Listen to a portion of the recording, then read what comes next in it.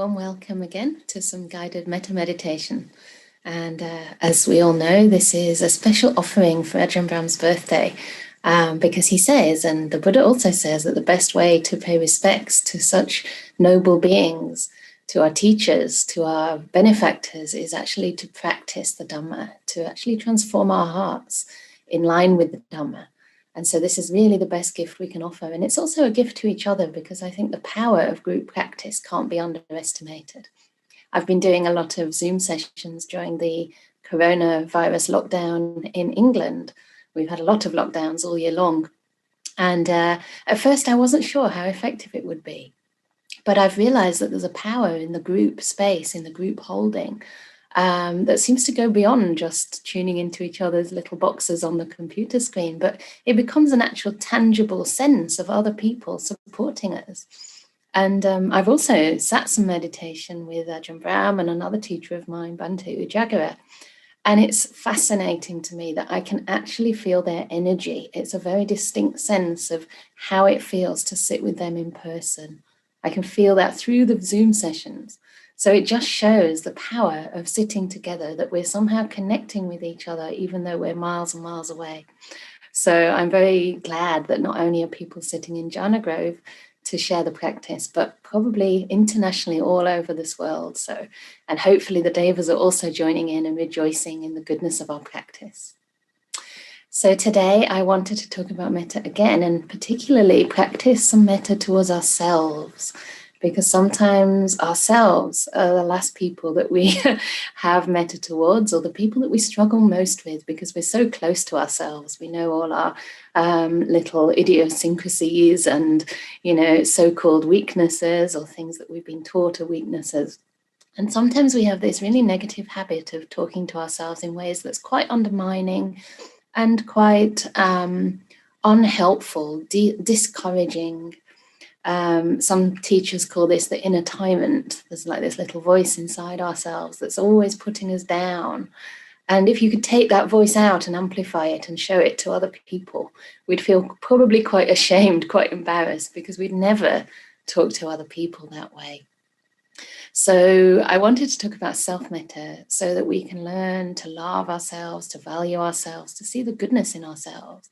And we'll probably start by reflecting a little bit on our own goodness, or some of our qualities that are there.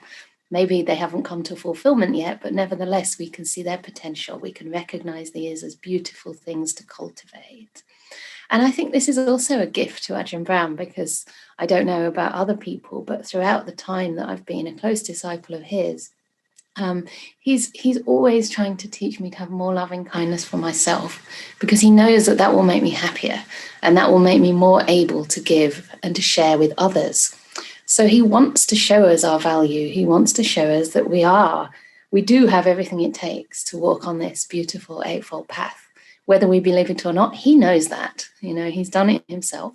And as he often tries to tell us, which we don't quite believe, he's also not perfect. He wasn't perfect. He was a teenager who went out with his friends and had a bit too much to drink. He did not always have right view. It's actually a process. And we're so fortunate, incredibly fortunate, to have wise teachers on this path. That alone shows, that we are doing something right, to have come across such wonderful conditions. And so it's a gift to Ajahn Brahm if we can start to love ourselves, we can start to become good enough, satisfied within ourselves, and less dependent on others for our well-being and happiness, for that sense of being valued. So we can become independent in the practice. And I just wanted to say a few more words about the metta practice, because it can be a very powerful practice that can take us all the way into the deep states of jhanas, into samadhi, just as anapanasati can do. And for many of us, it might not be our main vehicle, but it can be our main vehicle in practice. And it has certain qualities about it, such as the fact that metta is generally, and not limited to, but generally a very pleasant experience. So we're not looking for a special experience, but it tends to flow along with the practice of metta, that we'll feel a sense of well-being and ease over time. And so that pleasantness really increases the proximate cause for samadhi, which is happiness. Yeah, Sukhino Chitam Samadhyati. Happiness is the proximate cause or the cause for samadhi. So metta has that very special quality of happiness, of piti, of sukha. And in that way, it's a very powerful means to enter into the jhanas. Also, of course, it overcomes ill will, which is one of those very sticky defilements that sometimes we don't even notice in our mind. Just that slight sense of resistance or not quite wanting or pulling away from experience. Even if you don't have outright aversion to yourself or another person, sometimes it's there. It's limiting ourselves. And again, self-aversion, not feeling good enough, not feeling that we deserve deep meditation, not feeling we've yet worked hard enough. Sometimes I have that. So this practice of loving kindness can be taken all the way into the deep samadhi. And of course, once you have those deep states of samadhi where the hindrances are temporarily knocked aside, you have the possibility to see things as they truly are. Yeah. And there's actually a beautiful sutta. I just wanted to read a few words because it's not only that from samadhi we see things as they truly are. Metta also has the potential for reflection. And in this particular sutta, it's from Majjhima 52. The Buddha says that when we have developed loving kindness and we've spread it in all the four directions, and it's become vast, exalted, measureless, without hostility, without ill will, then we can consider and understand it thus. This liberation of mind by loving kindness is constructed and produced by volition. But whatever is constructed and produced by volition is impermanent and subject to cessation. If one is firm in this, one attains the destruction of the influxes or the outflowings, as Ajahn Brahm refers to the asavas. But if one does not attain the destruction of the outflowings because of attachment to the Dhamma or delight in the Dhamma, then with the utter destruction of the 5 lower fetters, one becomes one of spontaneous birth, due to attain final nibbana there, without ever returning from that world. So essentially then these loving kindness meditations, these Brahma Viharas, can actually take us all the way into deep samadhi and also into the insight that even those states are conditioned and will ultimately end. It's not the final goal. And that alone can be a cause for our attachment to fade away and for us to experience the higher fruits on the path. In this case, the Buddha's referring to the stages of anagami and full enlightenment, arahat. But don't worry if you feel very far away from that, because the Buddha also says that even if you were to develop loving kindness for the time it takes to pull a cow's udder or for a finger snap, that alone is worth more than giving 1,000 pots of food to the hungry. Can you imagine just one finger snap? And I sometimes think, why is that? Surely feeding so many people is more beneficial. But I think it's because we're purifying the mind at the depth. We're purifying our intentions. And intention is karma. Intention is the whole inclination of our mind. So if we purify our mind at that level, in the long run, we're going to be giving much, much more charity and service to others. We're going to really develop a very generous heart, a heart free from enmity and ill will, a heart that's capable of really progressing on the path, but then serving others. And I think it's important to take our teachers not only as people to revere, but also examples of what we want to develop. And one of the things that attracted me to Ajahn Brahm in the beginning, when I first heard his talks, I was actually still meditating in Myanmar, and I heard his rains talks from the early 2000s and late 1990s. And it was very clear that he has an extremely profound experience of meditation. And also he would talk about the service that he gives, going to Singapore, giving a talk to 4,000 people, and that's become regular for him. And I just thought, this is what I want. I want to develop myself in Dhamma, but also be of benefit to others. And so let's, on his birthday, develop ourselves on the path so that we too can become a source of benefit for this world. So with that, let's begin. So please, as usual, adjust your posture if you need to, or even if you don't think you need to. It might just show your body that you're here to care. And this is especially important with loving kindness practices. It's not the time to start working with aches and pains, analysing the nature of that pain.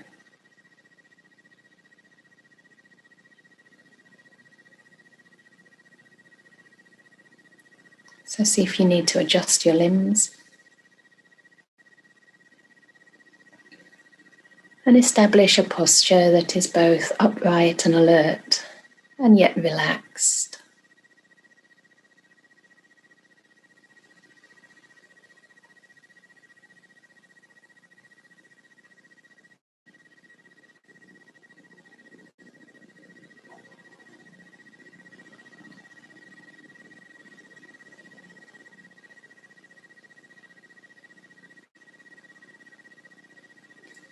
And just gently passing your kind awareness, your loving awareness through the body, checking it out part by part to see if anything needs to be loosened up. Maybe a roll of your shoulders, a stretch of your neck. Check if any clothing is a little tight,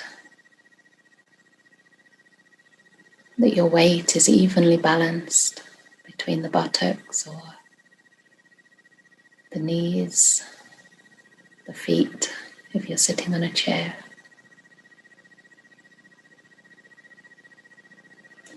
And just see if you can welcome this body into the space.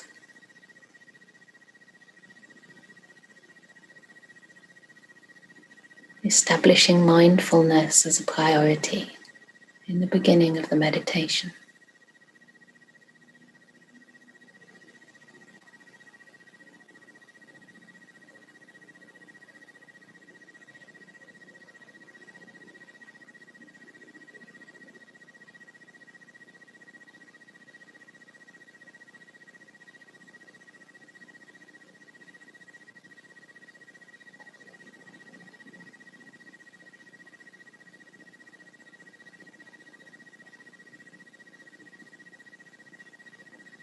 Just giving yourself time to arrive.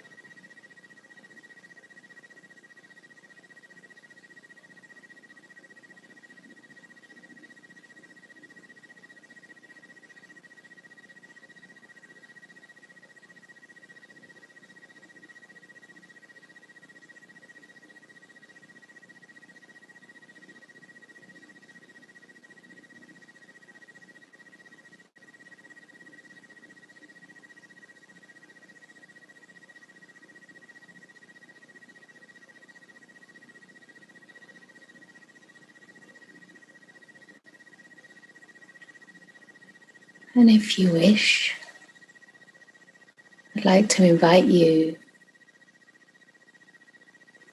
to just connect with or remember a quality within yourself that you can really value and appreciate, that you can respect.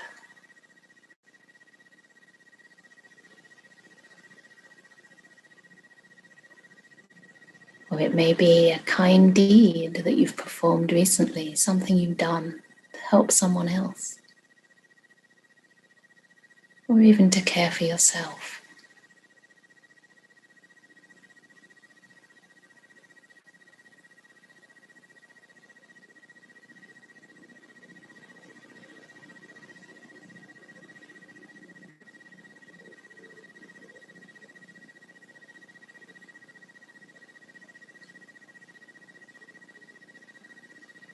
And see if that recollection brings a sense of uplift and encouragement to the mind.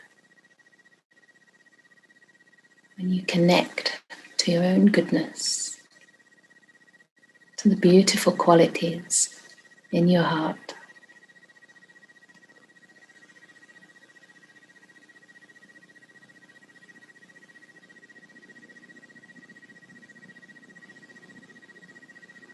Perhaps you are quite a patient person.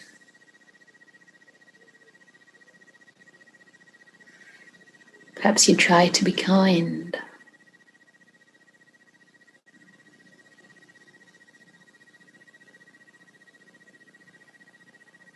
Perhaps you have a great love for the Dhamma, a lot of saddha, devotion, confidence, faith.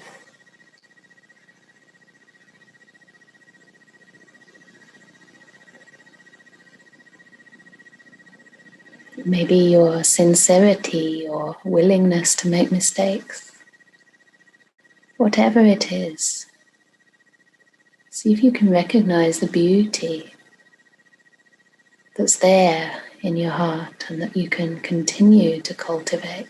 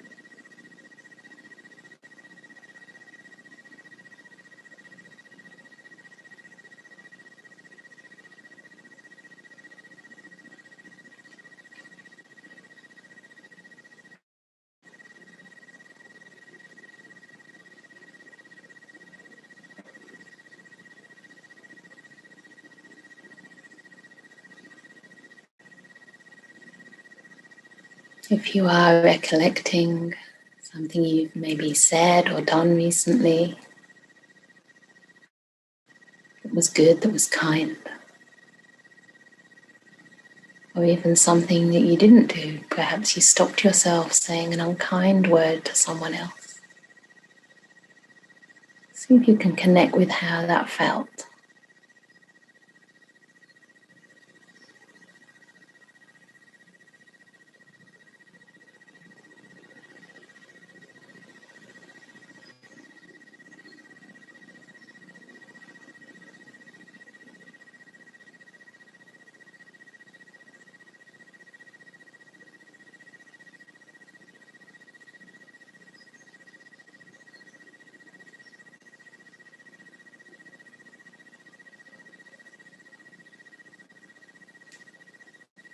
Notice any softening,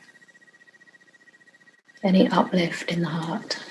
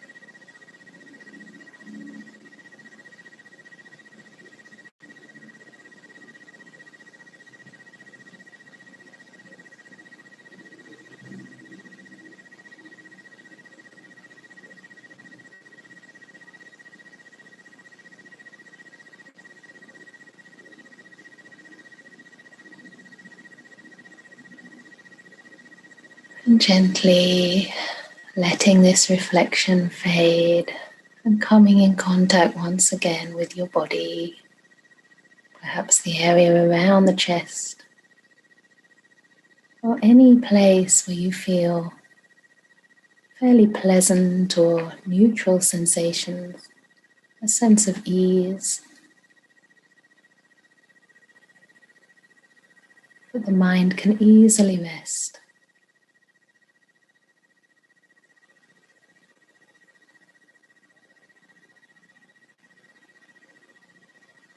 And we're going to start just generating metta towards ourselves.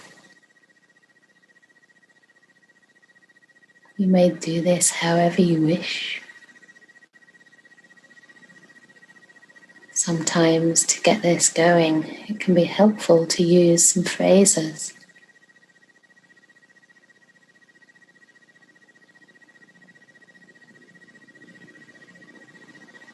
And it's best when these phrases really capture your deepest, most sincere wish for your own well-being.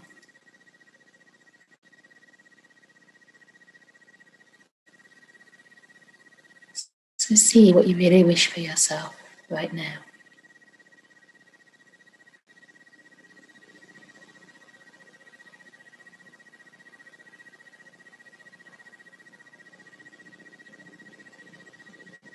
So recently I've been practicing with 4 phrases which I'll share just as a guidance or an idea.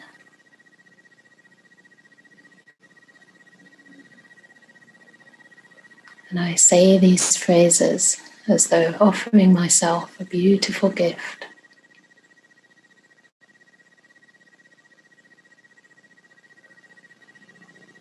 Or planting a seed in fertile soil. And then I listen between each phrase to the resonance of those words, to the meaning, the experience of loving kindness, trusting in the power of those intentions to bring about the experience of loving kindness in the heart.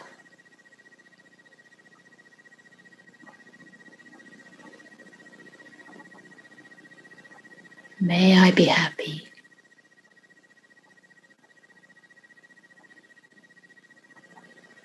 Deeply content.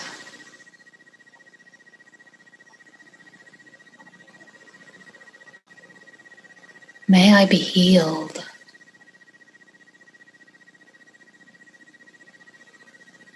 May suffering end.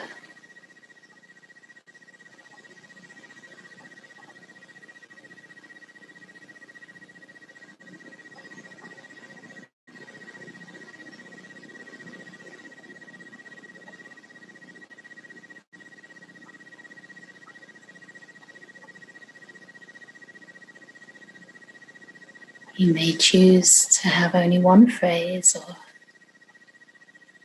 even just spontaneously generate a feeling of metta towards yourself, whatever you find helpful. But keep on inclining the mind in the direction of loving kindness towards yourself.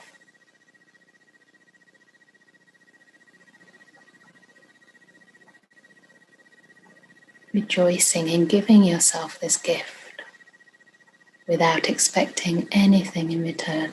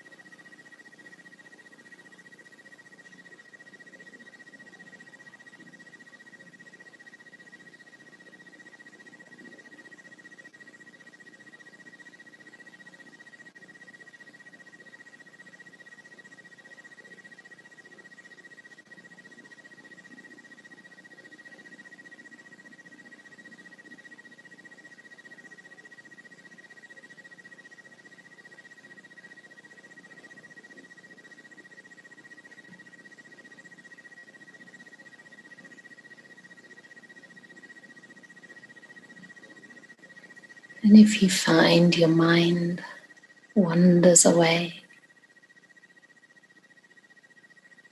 very gently, patiently, bring it back to your body, to any pleasant feelings over there. And once again, connect with your most deeply heartfelt wish for yourself.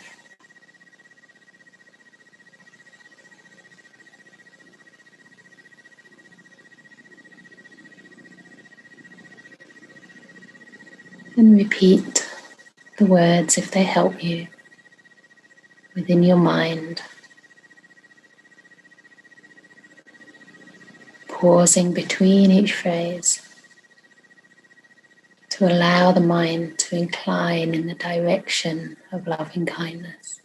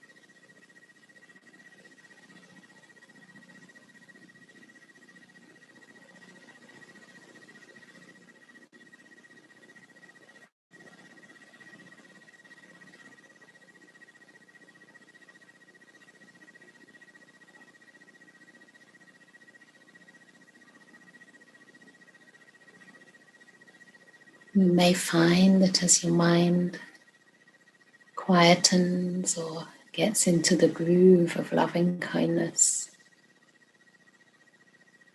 the spaces between each phrase lengthen.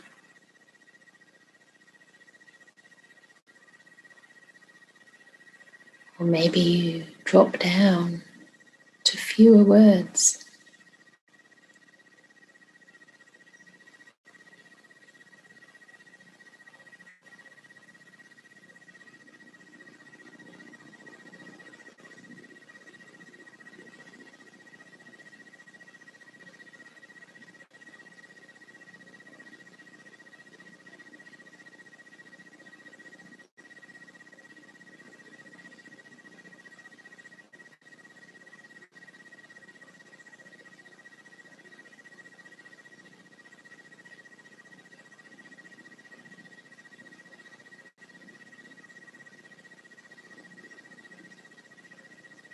You may even find that the mind starts to experience the breath along with the loving kindness.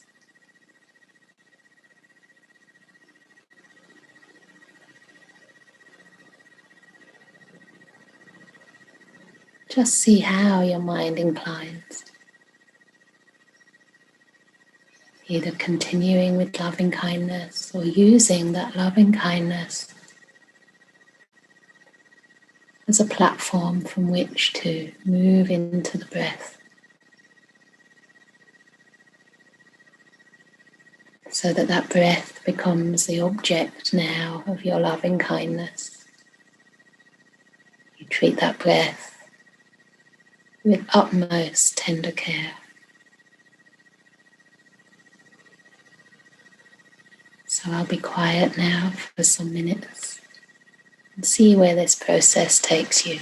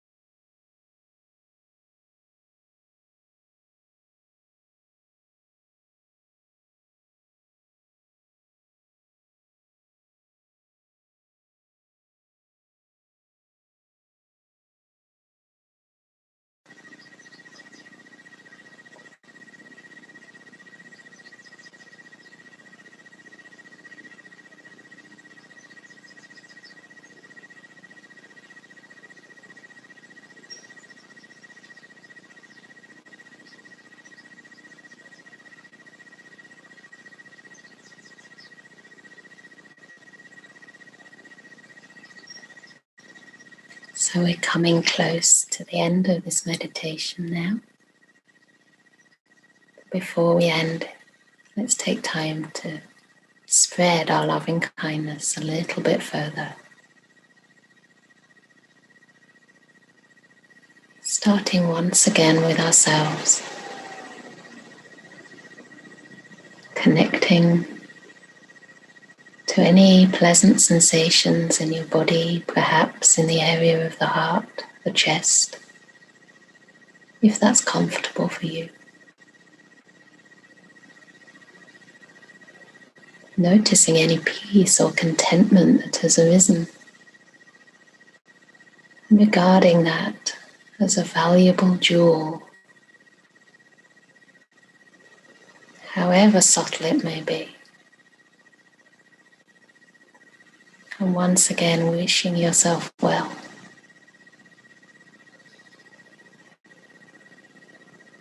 May I be happy, deeply content.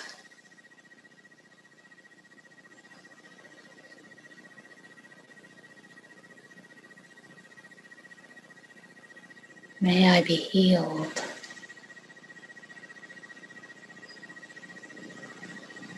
May all suffering end.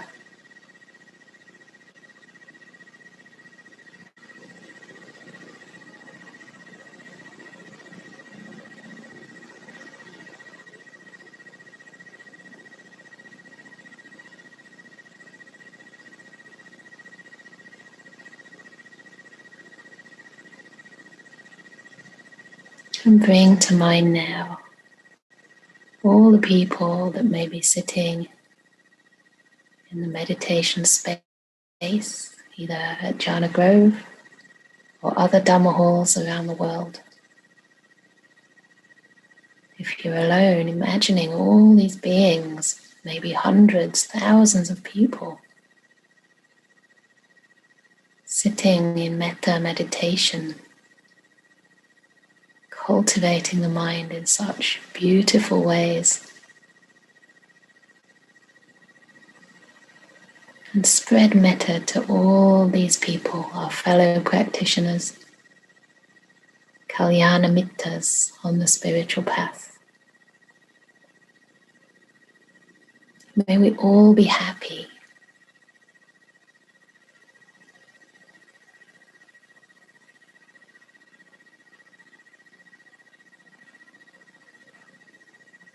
May we all be peaceful.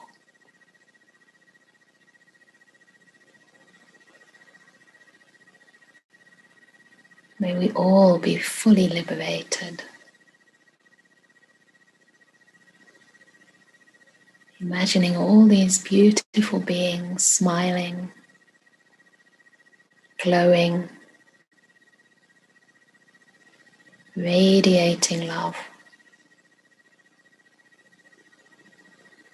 And you're part of this.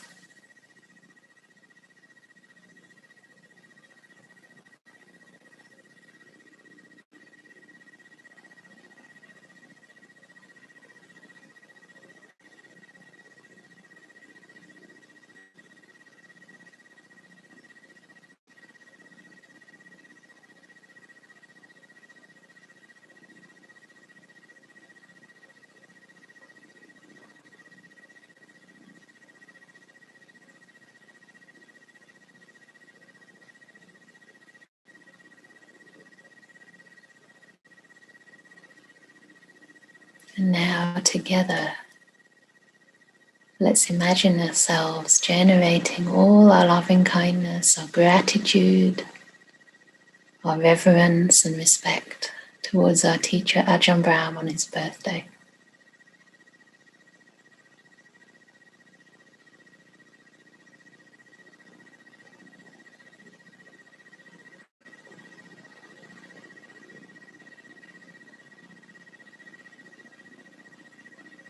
May Ajahn Brahm be happy, deeply happy, fully content.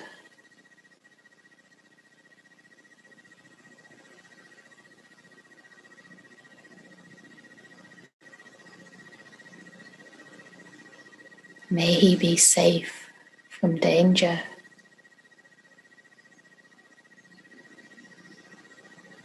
Be healthy.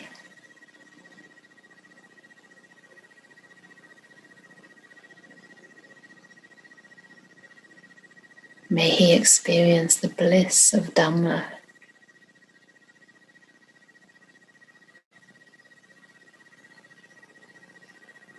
Every moment of his life.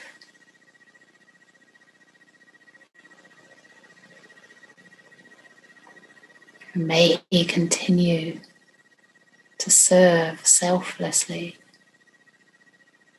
inspiring many, many beings on this path.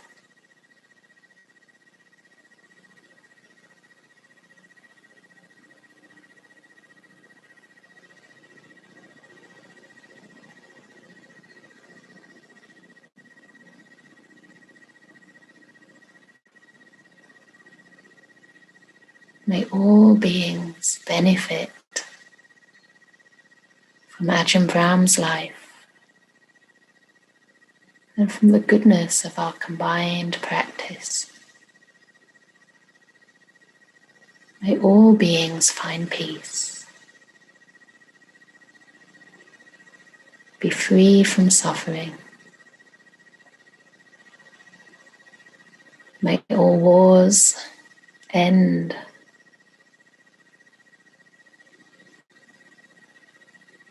May weapons be laid aside.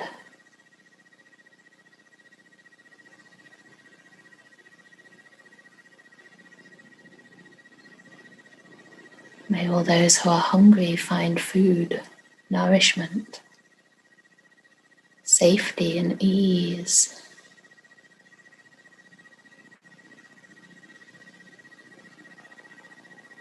May there be no more divisions, no more hatred and enmity.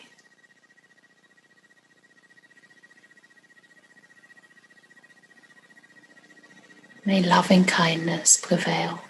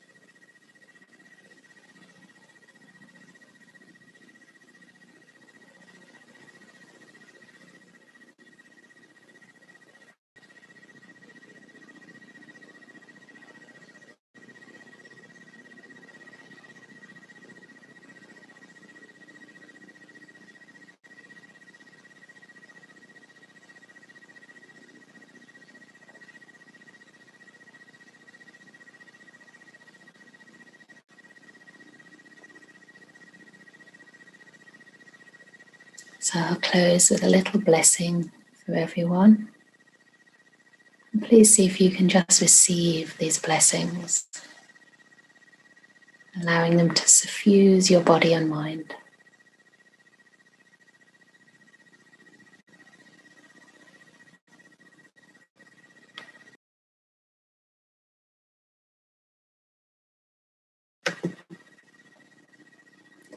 Sabbe sata, sabbe pana, sabbe bhuta, sabbe pugala, sabbe atta bhava pariyapana, sabbaitio, sabbe purisa, sabbe ariya, sabbe anaviya, sabbe deva, sabbe manusa, sabbe vinipadika, aveva hontu, abhyapacha hontu, aniga hontu, sukhiyatanam paviharantu, dukkha munjantu, yadalada sampatito, mawe gajantu, kamasaka.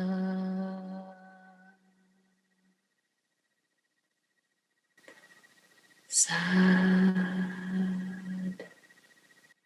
sad, sadhu. Very good. So please continue to enjoy your practice in whatever way is good for you.